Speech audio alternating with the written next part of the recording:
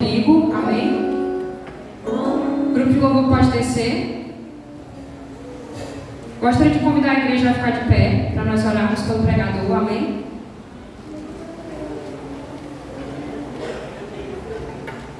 E vamos orar, igreja. Senhor Jesus, estamos aqui em Tua presença, Pai. Primeiramente para te agradecer, Senhor, pela Sua graça e pelo privilégio de estarmos aqui. Segundamente, oramos pela vida do Teu Filho, Pai. Ele não está aqui pelas palavras bonitas, mas está aqui pela graça do Teu Espírito Santo. Capacita Teu Filho, Pai, que da boca dele não venha sair palavras dele, mas sim da Tua graça e do Teu amor. Que nessa noite, Pai, Tu venha falar com as nossas vidas e que a Tua graça seja sempre sobre os nossos corações. Em nome de Jesus, mais uma vez te entregamos esse culto e essa palavra. Obrigada, Jesus. Amém. Amém? Sauda a igreja na paz do Senhor. Eu vou convidar os irmãos a abrirem suas Bíblias no livro de 1 Coríntios.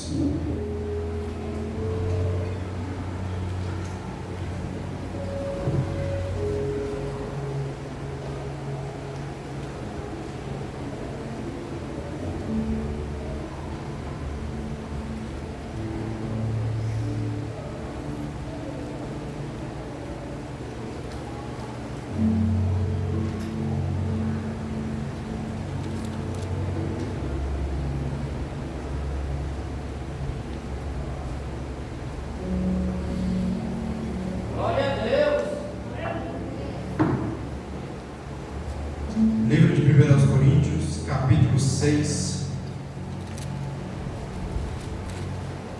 Livro de 1 Coríntios, capítulo 6, versículo 12.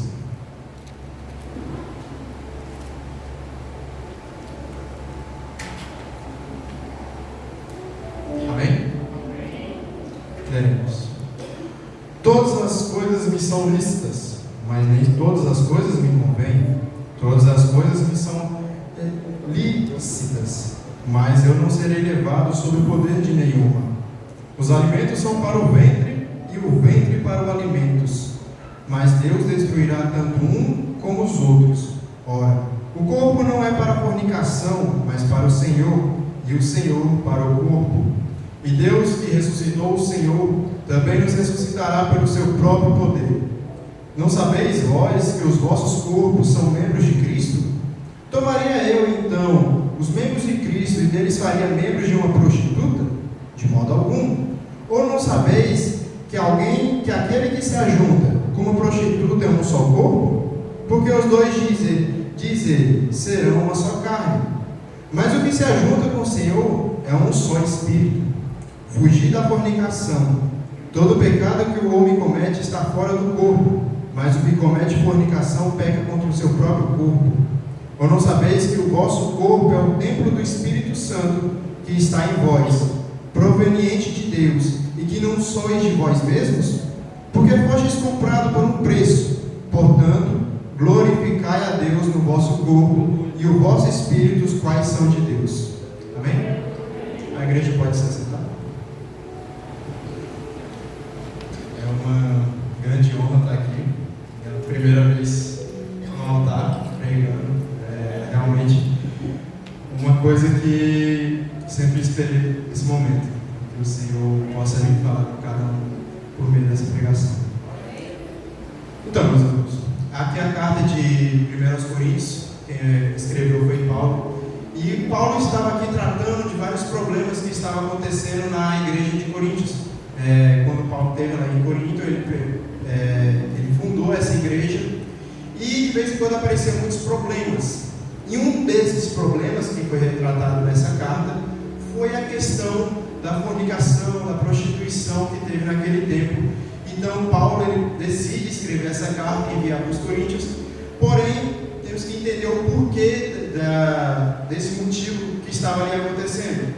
Basicamente lá em Corinto, naquele tempo, não só naquele tempo, mas naquela região toda, era costume, era normal que tivesse vários deuses. Tivesse o Deus do sol, Deus da plantação, Deus que pode fazer qualquer coisa, Deus da prosperidade, enfim, vários deuses. E o objetivo era que eles cultuassem vários deuses, as pessoas acabavam cultuando, porém quem estava ali na igreja tinha ciência e sabia que só podia cultuar somente a um Deus, que era o Senhor Jesus, que eles tinham o Evangelho.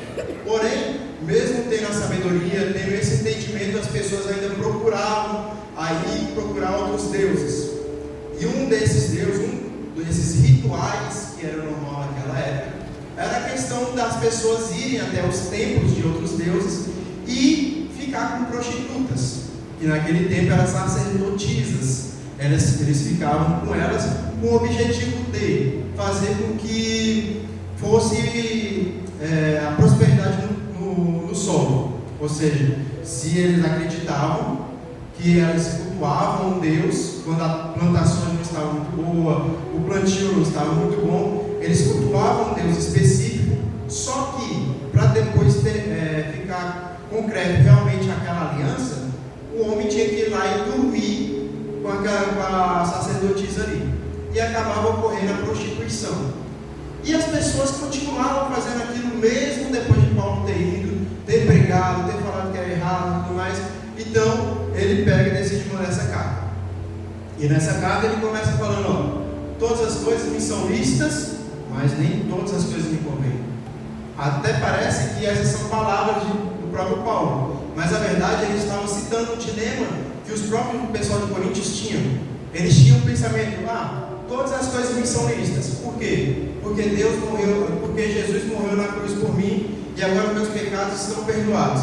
Então, nesse ponto eu posso fazer o que for e já não preciso me preocupar com o meu corpo, já não preciso me preocupar com o que está acontecendo lá fora. Eu só preciso aproveitar o mundo. E assim eles faziam. Então eles sempre tinham essa ideia: todas as coisas me são lícitas, eu posso fazer o que eu quiser. E Paulo pega e escreve: todas as coisas me são lícitas, mas nem todas as coisas me convêm. Aí, isso aqui é como se fosse uma conversa que Paulo estava tendo com a igreja por meio dessa carta. Então ele continua falando: todas as coisas me são lícitas. E Paulo repete: mas eu não serei levado sob o poder de nenhuma. Os alimentos são para o ventre e o ventre para os alimentos, mas Deus destruirá tanto um como os outros. Ora, o corpo não é para a fornicação, mas para o Senhor, e o Senhor para o corpo. Aqui, os coríntios estavam usando como pretexto a questão do alimento. Eles estavam fazendo esse jogo. Eles estavam falando: assim como eu posso comer qualquer coisa, já que Jesus veio e quebrou a lei, eu já não preciso seguir a lei, pois estou debaixo da graça do Senhor. Então, logo também, a fornicação, essas coisas, eu dormir com uma mulher do outro, fazer pecado, escolher o que eu quiser, já não teria um problema. Mas Paulo, ele fala: o corpo é para o Senhor. Então, você tem que saber comportar e cuidar do seu corpo. Naquele tempo, as pessoas tinham uma noção e tinham um pensamento que o corpo já não importava tanto. O importante para eles era o próprio espírito. Eles tinham uma noção que o espírito era mais importante que o corpo, sendo que não fazia muito sentido isso. Por isso que Paulo vai frisar essa parte do corpo ser importante para as pessoas. Então, Paulo pega e fala: e Deus, ora, o corpo não é para a fornicação, mas para o Senhor, e o Senhor para o corpo. Nesse contexto, Paulo ele pega e faz um pequeno jogo de palavras. No contexto, o corpo aqui significa escravo, e o Senhor significa dono. Ou seja, Paulo está dizendo: nós somos escravos, e o Senhor é o nosso dono. Logo, nós não podemos nos livrar do nosso Senhor, nós não podemos fazer o que o nosso Senhor é contra. Então nós precisamos glorificar o nosso Senhor por meio do nosso corpo. Nós somos escravos, nós somos comprados pelo sangue, e o sangue foi caro. A morte de Jesus foi um preço alto que Deus pagou para que nós pudéssemos ter novamente com Ele. Então, isso vai ficar muito mais explícito lá no final do que nós lemos, no final do capítulo 6, que é lá no versículo 20. Porque fostes comprados por um preço, portanto, glorificai a Deus no vosso corpo e no vosso espírito, os quais são de Deus. Ou seja, o corpo já não é nosso. Nós não podemos simplesmente pegar e falar: eu vou fazer o que eu quiser com o meu corpo, eu vou pegar, vou beber, vou fazer o que vocês possam imaginar de ruim, e não tem que me preocupar, porque Deus só quer saber do meu coração, Deus só quer saber do meu espírito, não importa o que eu faça com o meu corpo. Muito pelo contrário, meu irmão. assim como nós temos que nos preocupar com o nosso espírito, nós também precisamos nos preocupar com o nosso corpo. O nosso corpo, ele é morada do Senhor. Aleluia. Então nós precisamos saber comportar, nós precisamos saber sim o que nós precisamos manter ele saudável. Por isso que é importante nós procurar sempre manter o nosso corpo saudável. Aí entra muitas questões sobre a questão de como fazer o corpo ficar saudável e tudo mais. Uma das coisas que é a importância de fazer exercício físico, por exemplo. Tem uma frase que diz: o corpo são, a mente fica sã. E se a mente está sã, o nosso coração também, ele logo fica bom. Então por isso que é importante que nós sempre estejamos com esse pensamento: poxa, o meu corpo não é meu. Eu simplesmente sou um servo do Senhor. E algumas pessoas podem até pegar e falar, hoje em dia, muitos jovens pegam e falam: meu corpo, minhas regras.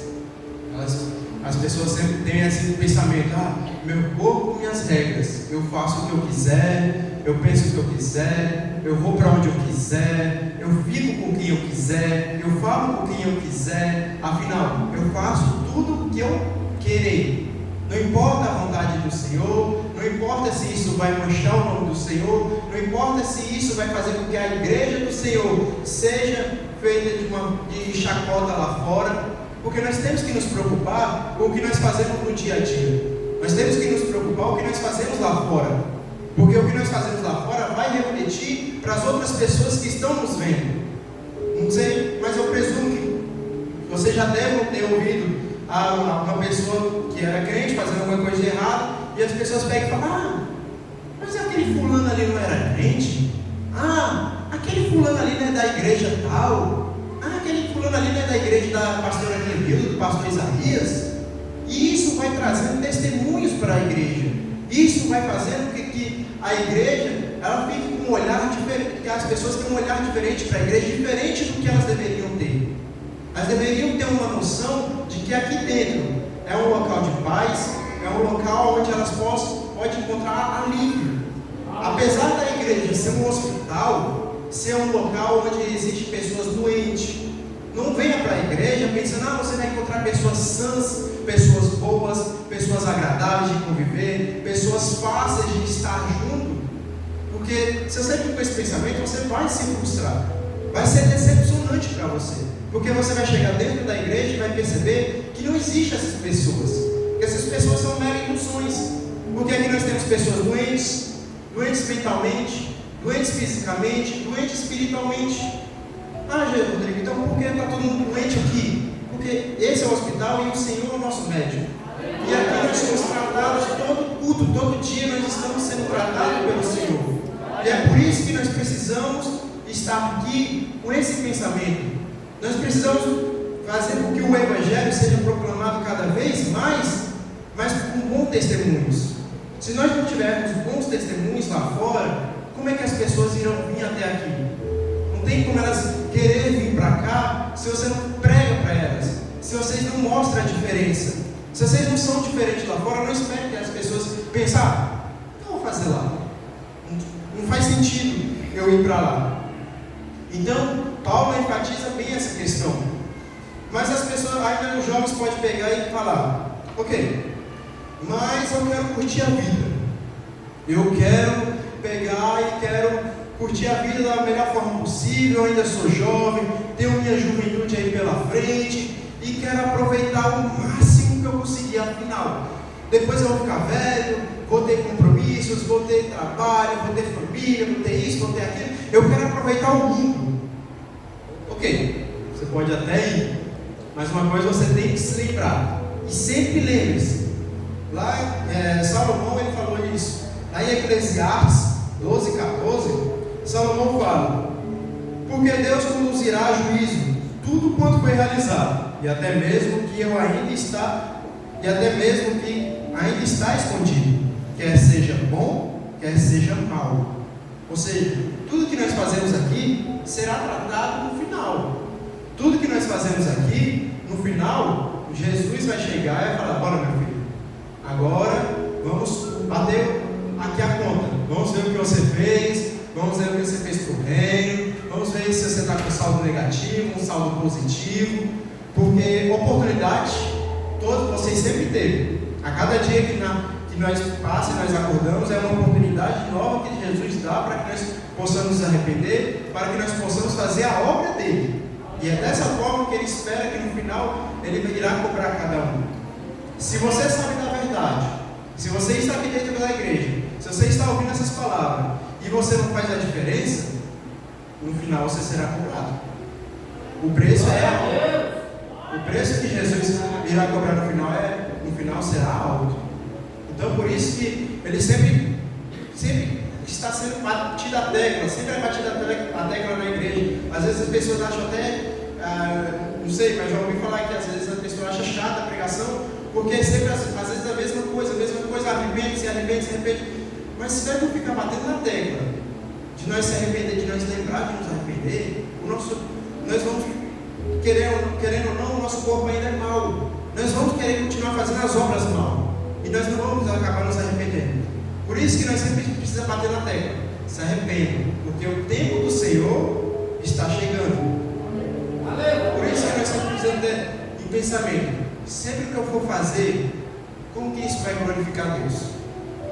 O que eu vou fazer? Será que isso vai glorificar Deus? Se eu for para tal local, isso vai glorificar Deus? Se eu for para fazer tal coisa, isso vai glorificar Deus? No final, como que isso vai refletir no reino de Deus?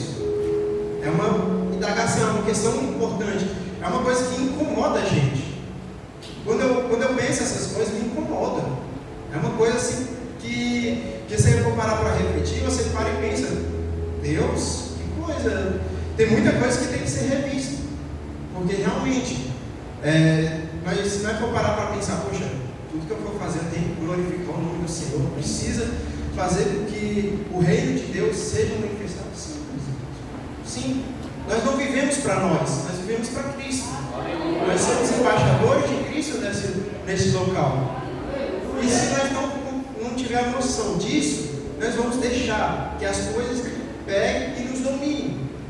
E se as coisas te dominam, já não é você que está no controle, já não é você que vai fazer as suas próprias ações. Por isso que lá no começo da pregação, lá no começo Paulo fala, todas as coisas me são lícitas, mas nem todas as coisas me convêm. Todas as coisas nós podemos fazer? Nós podemos sair dessa igreja e ali no bar e beber. Podemos? Podemos. E alguém vai impedir? Não. Isso é sério? Não. Ou seja, nós precisamos ter noção das nossas ações. Nós precisamos ter esse pensamento que nós não podemos deixar que as coisas cheguem a um ponto que fique dominando nós. O pecado é uma coisa que vem devagarzinho, é uma coisa que vem tranquilo, que vem parecendo algo bom, mas aos poucos ele vai lá, ele pega, vai colocando uma corda nos seus braços, vai colocando uma corda nos seus pés, e vai fazendo com que você fique preso àquilo, que você não consiga se libertar daquilo, e que você já não domina mais a si mesmo. E isso é o que o pecado vem fazendo aos poucos com as pessoas. Se você não consegue pegar e dizer não para o seu pecado, meu irmão, é preciso orar, porque somente com muita oração é que nós vamos conseguir nos libertar. Eu passo por muitos problemas, tenho meus pecados, sempre, tenho meus pecados de estimação, tenho. Vou dizer que é fácil? Claro que não. Não é a coisa mais fácil do mundo. Se fosse fácil, Jesus não precisava ter morrido na cruz. Mas não é fácil. Até com a morte de Jesus, com a graça, com a chance que nós temos de nos ajoelharmos e conseguir acessar a presença do Senhor, ainda é difícil. Por isso que nós não podemos deixar que o pecado adentre dentro de nós e nos domine. Se nós dar espaço, eles vão lá, vai fazer com que nós fiquemos dominados por eles. E são os pequenos pecados, as pequenas coisinhas que trazem um grande efeito no final. Tem uma teoria que diz que as pequenas coisas trazem grandes efeitos. Algumas pessoas já devem ter ouvido 20-80. A pessoa faz uma pequena coisa e reflete no final uma grande coisa. E é exatamente isso. Os pequenos pecados que nós fazemos no dia a dia, no final vai refletir de uma forma muito grande. E se nós não tivermos cuidado com essas pequenas coisinhas, com as pequenas brechas, aí que Satanás vai entrar e vai fazer a obra dele. Porque não espere que Satanás chegue e fale: estou batendo aqui na porta, quero que alguém abra para mim entrar. Não, Satanás não faz isso. Quem faz isso é Jesus. Jesus, ele chega, bate na porta e espera que alguém abra. Jesus não espera que Jesus vai chegar no seu coração e vai fazer com que, bora meu filho, se arrependa, agora que eu vou entrar aí, eu vou fazer com que você se arrependa. Não, Jesus não vai fazer isso. Jesus, ele chega, manso, humilde, bate na porta e pergunta: meu filho, você quer que eu entre? Se você falar: venha, Jesus, eu quero ceiar contigo, eu quero estar contigo, Jesus pega e vai entrar. Agora Satanás fica ao redor. Ele fica ao nosso redor, rugindo como um leão, esperando simplesmente uma pequena brecha, uma pequena brechinha. E quando ele encontra essa pequena brecha, ele vai lá com toda a força possível e arrebenta com tudo. Ele adentra dentro da nossa vida e faz um verdadeiro rebuliço, que depois nós vamos parar para pensar e falar: meu Deus, o que foi que aconteceu aqui? O que foi que aconteceu é que são as pequenas coisas que nós estamos deixando, foi abrindo. É como que nós fôssemos as cidades de antigamente. A cidade de antigamente tinha uns grandes muros que fortificavam a cidade para elas não serem invadidas. Só que se as cidades tivessem buracos no muro, acabava que vinha outro exército e aproveitava aqueles buracos, ia fazendo os buracos maiores e adentravam por aqueles buracos. E nós somos da mesma forma. Se nossos muros, se a nossa vida espiritual tiver pequenas brechas, Satanás vai aproveitar essas pequenas brechas.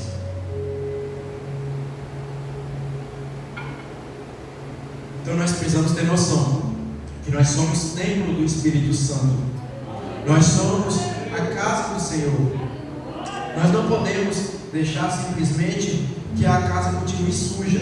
Nós não podemos acordar e achar normal nós virar e brigar, ou nós reclamar da vida, ou nós pensar coisa ruim, ou ficar até mesmo fofocando, essas coisas tudo. Não, nós não podemos achar normal, nós não podemos fazer com que as coisas, os pecados se tornem normais.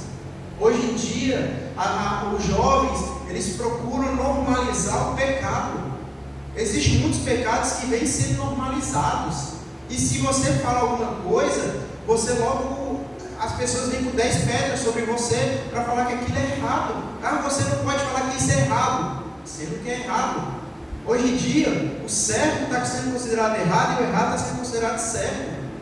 E nós, como cristãos, nós não podemos abaixar a cabeça, nós não podemos deixar que as pessoas façam isso e que nós se acostumem com esses pecados, que nós se acostumem com um novo normal. Nós precisamos entender que não é normal simplesmente o pecado na nossa frente acontecendo e nós não falar: Jesus, tem misericórdia, Jesus, porque realmente o pecado está na nossa frente, está na nossa cara, nós não podemos fazer nada. Agora, se nós pegar e fazer daquele pecado o nosso sentimento de paz, ou nosso prazer de estar fazendo aquilo que é errado, poxa, está tudo errado, não faz sentido isso, não vai fazer realmente um sentido para o Espírito Santo pegar e continuar no nosso corpo, nós continuar sendo templo do Espírito Santo. Se nós somos casa, nós precisamos manter a nossa casa limpa, a nossa casa organizada, porque só dessa forma que o Espírito Santo vai vir habitar sobre nós. Ah, Rodrigo, então nós precisamos ser santos. Meu irmão, se você conseguir ser santo, você é um guerreiro. Porque está difícil encontrar alguém que seja santo, que não comete nenhum pecado, que não tem um pecado, que acorda assim e fala: Jesus, hoje eu não vou cometer nenhum pecado, e quando vai dormir fala: eu não cometi nenhum pecado. Se isso existir, eu posso dizer que você já está bom de subir para o céu, porque não existe. Nós cometemos pecado constantemente, mas ainda nós podemos e nós sabemos que nós podemos chegar para Jesus e falar: Jesus, perdoa-nos, para que nós não sejamos igual o pessoal, o povo de Coríntios, para que nós não possamos pecar e deixar que os nossos pecados nos dominem e pensar: ah, Jesus já morreu na cruz, a qualquer momento eu posso pedir perdão, então não faz mal se eu pecar agora, depois eu pego a minha ajoelho e peço perdão. Não é porque nós temos a graça, nós estamos sob a graça de Jesus, que nós podemos pecar exacerbadamente e pensar, Jesus ele vai me perdoar a qualquer momento. Não, nós não podemos pensar dessa forma. Muito pelo contrário, nós precisamos fugir do pecado. O próprio Paulo fala, vocês fujam do pecado. A Satanás, vocês resistam. Sejam fortes contra as tentações de Satanás. Porque se vocês serem fortes, Satanás ele vai fugir da tua presença. Mas em relação ao pecado, não vá brincar com o pecado. Não brinque com o pecado. Porque se você brincar com o pecado, você vai cair no pecado. O pecado, ele é uma sedução. Ele sabe seduzir. É igual a prostituta. Salomão, lá em Provérbios, ele fala muito no começo sobre a prostituta, sobre o homem ter cuidado com a mulher adúltera. Porque é uma sedução que ela sabe fazer e o pecado é igual. Ele vai seduzindo aos poucos, ele vai nos trazendo, e quando nós percebemos, nós já estamos num local que já não consegue sair mais facilmente. É por isso que nós sempre precisamos estar vigiando, orando e jejuando. É esse o objetivo. Mas você pode ainda pensar, tá?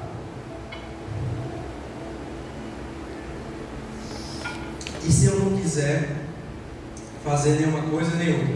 Não quiser adorar a Deus e também não querer fazer coisa errada, só viver minha vida, só fazer coisa boa, continuar sendo bom e tudo mais.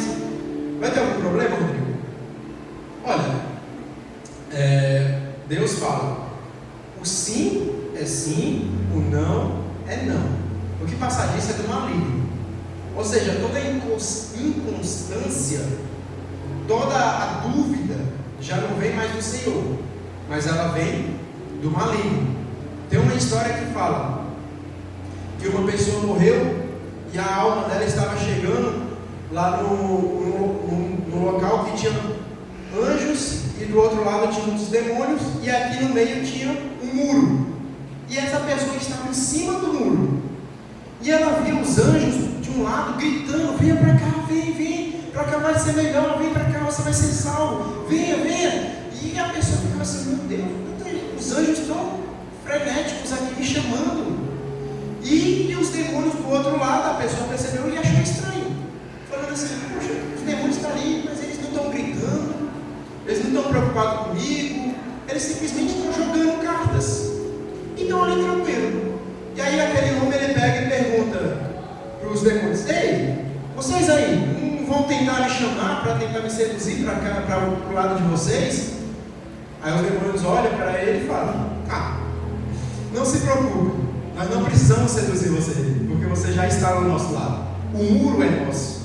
Ou seja, a indecisão que você tem é de Satanás.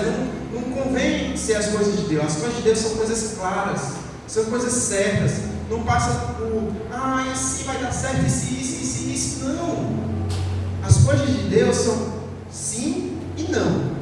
Ou vai ou não vai. É por isso que nós precisamos ter essa noção. Para que no final, Deus não pegue e chegue e fale, meu filho, e aí? O que foi que você fez com os dias que você teve, com as oportunidades que você teve, com nos locais que eu lhe coloquei, nos locais que eu peguei e lhe dei a oportunidade de você entrar, que eu coloquei você naquele trabalho, ou que eu coloquei você naquela faculdade, ou que eu coloquei você naquela escola. O que foi que você fez para que você pudesse me glorificar e que as pessoas compreendessem mais do meu amor? Como que você evangelizou? Como que foi que você falou do meu amor? Como que foi que você fez tudo isso? E você vai olhar para Jesus e o que você irá falar? Reflita agora. Reflita no seu coração e pense se agora Jesus voltasse e nós fosse levados para o céu, para o julgamento, e Jesus fizesse essa pergunta: o que você faria? Eu não vou mentir. Eu não estava planejando fazer essas coisas, mas falando agora, e eu mesmo refletindo comigo mesmo, eu mesmo fico preocupado comigo mesmo. Não vou mentir. Às vezes, acaba dando uma oportunidade que nós acabamos não falando o que nós deveríamos falar. E eu reconheço isso. E é uma questão que eu sempre venho buscando mudar em mim, para que eu possa cada vez mais ajudar a que o reino seja mudado, seja propagado, para que assim o amor de Deus esteja mais presente no coração das outras pessoas, e que o pecado não venha me dominar por meio de pequenas coisas, e que eu não venha ficar preso por pequenos pecados, para que assim eu não seja dominado. Amém, meus irmãos? Amém. Eu queria chamar Leuda. Irmã Leuda. Irmã Leuda. Mas enfim, meus irmãos, eu agradeço a oportunidade ao nosso Senhor, que toda a honra, toda a glória seja para Ele, e que vocês possam ter compreendido um pouco da palavra do Senhor.